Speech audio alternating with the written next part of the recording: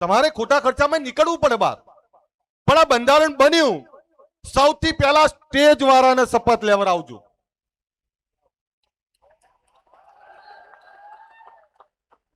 રસ્તામાં આવતો તો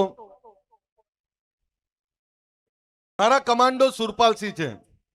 સુરપાલસિંહ મને કે સાહેબ આ બંધારણ તો બનશે, પણ આ સમાજનું બંધારણ પૈસા વાળા ને વગદાર આગેવાનો ઉપર લાગુ પડશે તો ચિંતા ના કરો, સ્ટેજ ઉપર જઈને વાત તો કરશું.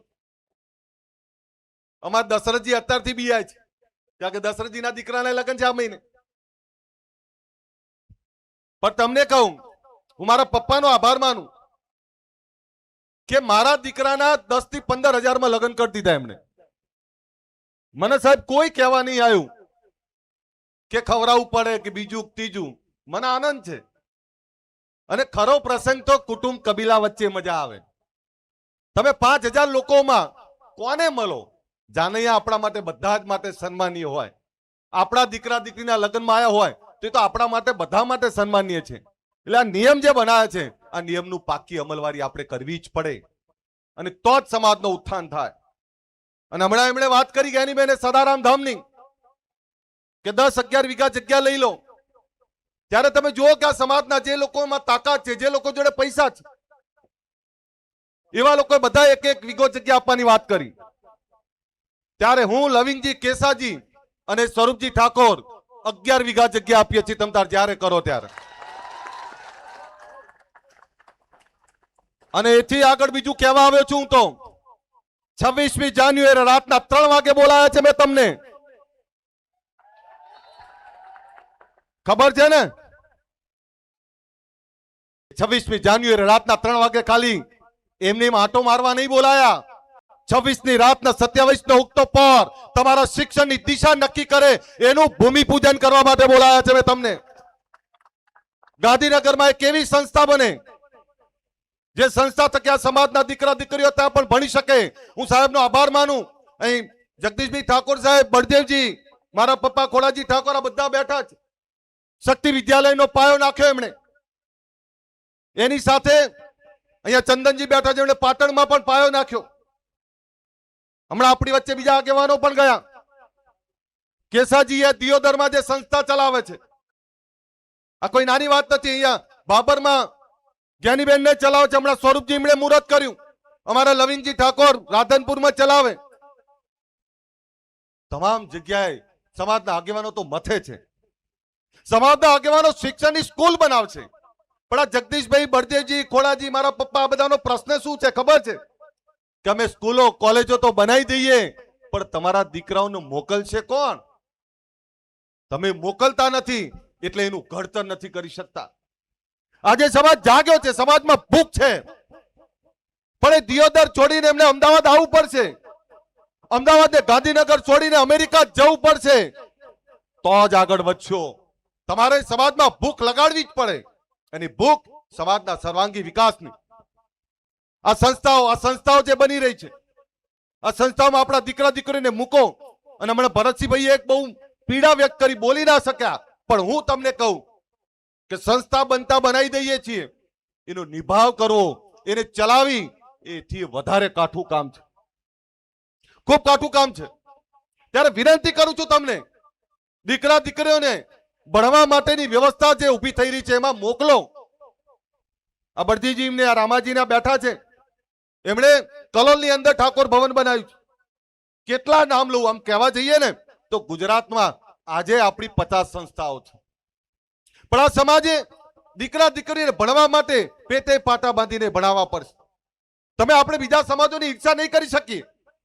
એ પાટીદારનો દીકરો આખી દુનિયામાં ભણવા જાય, કમાવા જાય.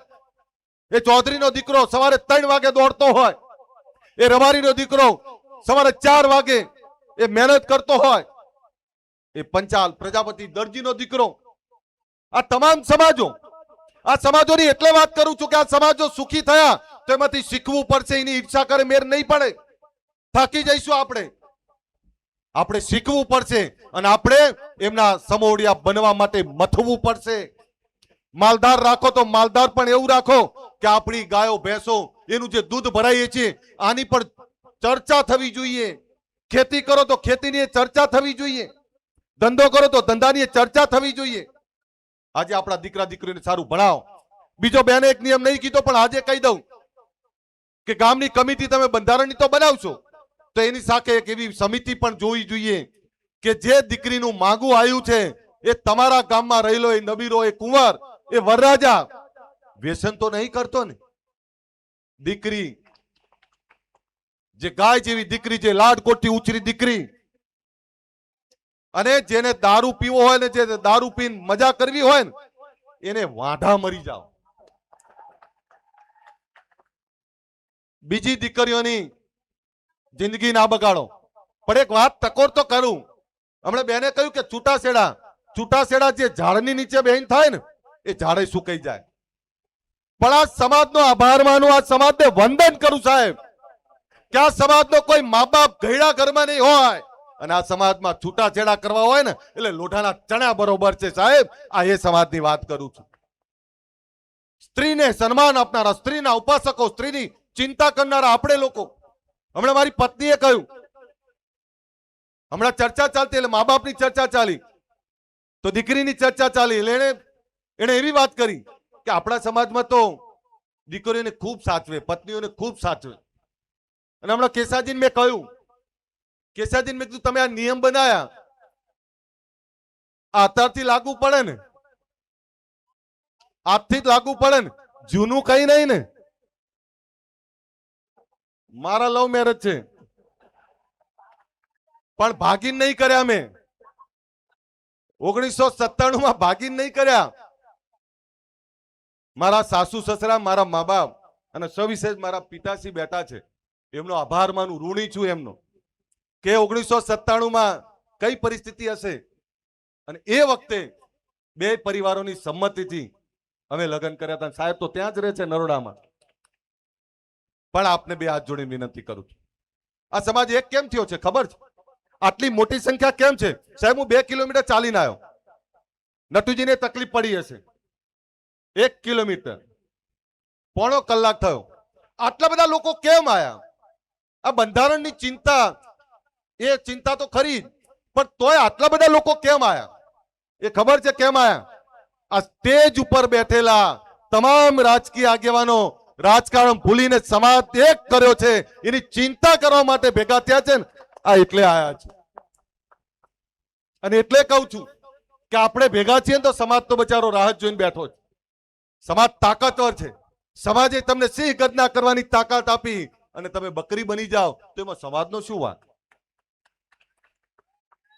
સમાજે તાકાત આપી, સમાજે ચિંતા કરીને આટલા મોટી સંખ્યામાં ભેગા થયા છે.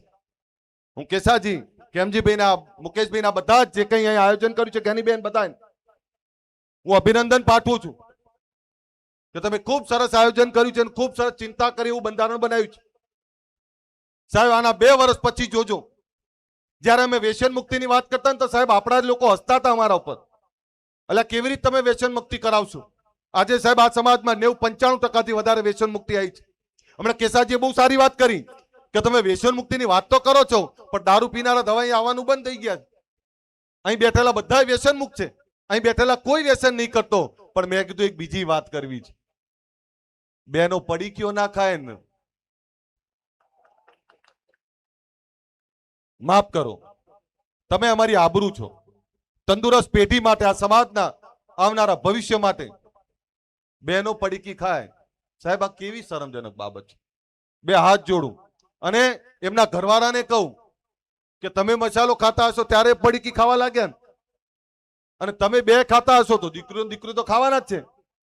એટલે પડીકીઓમાંથી બહાર નીકળો. તંદુરસ્ત પેઢી, આવનારું પેઢીને સબળ સક્ષમ જીવન આપવું હોય તો શિક્ષણ, સંસ્કાર, વ્યસન મુક્તિ આ બધું જ જોડે રાખવું પડશે. તમારે ધંધા રોજગારની સારી દિશા નક્કી કરવી હોય તો કેલ્ક્યુલેટ જિંદગી જીવવી પડશે. તમારા રૂપિયાને યોગ્ય મેનેજમેન્ટ કરવું પડશે. હમણાં મને એ પણ તમને કહું કે જ્યારે 50 વીઘાનો ખેડૂત ખાતેદાર આપણો વર્ષના અંતે બિયારણના પૈસા ઉછીના લેવા જાય ને ત્યારે શરમ આવે. તો પાક તો આપણો એટલો છે, 5 વીઘાના ખેડૂત ખાતેદાર જોડે ઉછીના માંગીએ ત્યારે સમાજની દશા શું થાય? એટલે વિનંતી કરું કે સારી ખેતી કરો, સારું મેનેજમેન્ટ કરો, પૈસાની સારી બચત કરો. પણ આજે જ્યારે તમે બધા અહીં આવ્યા છો ત્યારે 26 જાન્યુઆરીનું આમંત્રણ આપું છું અને રાતના 3 વાગે એટલે કે આ સમાજની એકતાનો પરચો બતાવો છો. આવશો ને બધા? તો બે હાથ ઊંચા રાખીને તાળીઓ પાડો એટલે ખબર પડે, અને ખખડીને પડે તો જ ખબર પડે કે આવવાના છો. ઘણા બધા પૂછ્યું કે રાતના 3 વાગે કેમ? ત્યારે અહીં બધા બેઠેલા આગેવાનોને આમંત્રણ આપું છું અને તમને આમંત્રણ આપું છું. આ સમાજે સમયાંતરે પોતાની એકતાનો તાકાતનો પરચો બતાવવો જ પડે. આજે જે ઓગણનાથ ભગવાનની અંદર મળ્યા છીએ, હું બાપજીને વંદન કરું છું કે જ્યારે જ્યારે આપણને જરૂર પડી ત્યારે આ ઓગણની ભૂમિ આપણા માટે હંમેશા તૈયાર હોય છે અને તમામ રીતે આવકારવા તૈયાર હોય છે.